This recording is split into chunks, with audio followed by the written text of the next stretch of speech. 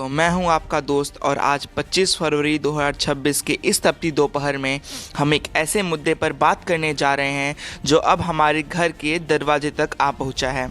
क्या आपने महसूस किया कि इस साल बसंत का मौसम आया ही नहीं? जनवरी की हल्की ठंड के बाद सीधे मई जैसी गर्मी ने दस्तक दे दी है। यह कोई कुदरत का करिश्मा नहीं बल्कि हमारी पृथ्वी का बढ़ा हुआ बुखार है, जिसे दुनिया ग्लोबल वार्मिंग कहती है।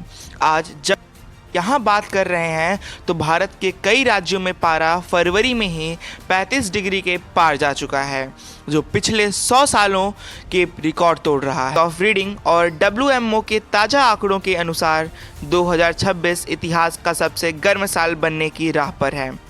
पेरिस समझौते में जो 1.5 डिग्री सेल्सियस की सीमा तय की गई थी, उसे हम लगभग छू चुके हैं।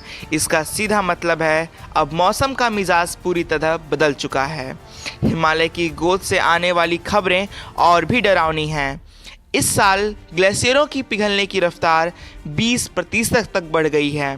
अगर ये ग्लेशियर इसी तरह पिघलते रहें तो आने वाले समय में गंगा, ब्रह्मपुत्रा और सिंधु जैसी नदियों में गर्मियों के दिनों में पानी का नामो निशान नहीं बचेगा। का प्रभाव इतना गहरा है कि समंदर की लहरों का तापमान बढ़ने से मानसून का चक्र पूरी तरह बिगड़ गया है। इसका सबसे बड़ा असर हमारी थाली पर पड़ेगा। जब फरवरी मार्च में इतनी गर्मी होगी तो गेहूं की बालियां समय से पहले सूख जाएंगी, जिससे पैदावार कम होगी और महंगाई आसमान। शहरों का हाल तो और भी बुरा है।